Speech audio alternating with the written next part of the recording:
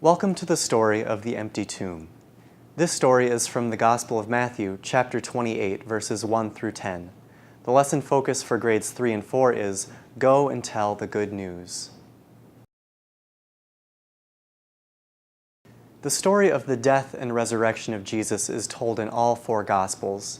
Each of the Gospels gives us different details, but it is clear in each one that the authorities were nervous. The followers of Jesus were confused, afraid, and racked with guilt. Tension filled the hearts and minds of everyone. In Matthew's Gospel, the religious leaders had asked the Roman authorities to guard the tomb in case someone tried to take the body. Jesus himself had predicted that he would be raised, so the religious and government leaders wanted to make sure the tomb was sealed and protected so that the public could not be fooled. In Matthew, just as in the other Gospels, it is the women who go to the grave to make the final visit to the body of their friend. In Matthew's telling, they are met by an angel who says Jesus is not there but has risen, just as he promised. And Jesus had promised it, but what a surprise it must have been when it happened. As the women run to tell the good news to the disciples, they meet Jesus himself. Shocked and amazed, they fall down to worship him. As followers of Jesus today, we become part of a long line of witnesses to the angel's message and the empty tomb. We too run out into the world with awe and great joy at the Easter event. We proclaim in our lives and in the ministry as the church that Jesus is risen. He is risen so that the world may know the love and goodness of all creation.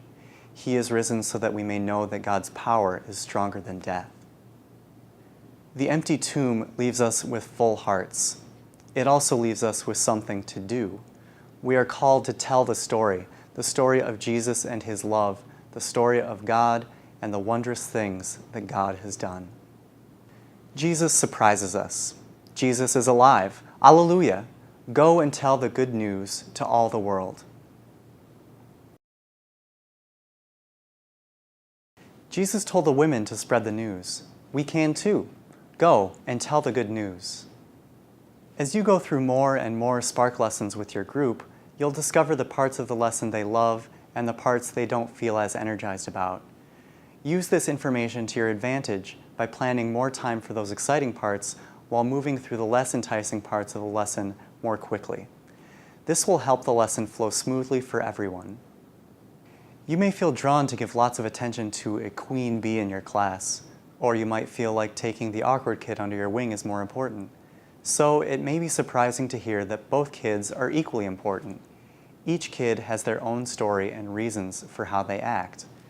Taking time to get to know each kid will help you help them be most successful in your class.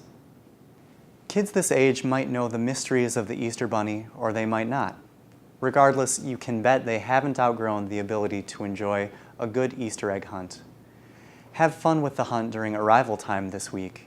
You might even want to put a sweet treat in each egg, along with the verses from the story. Just make sure you check for food allergies first.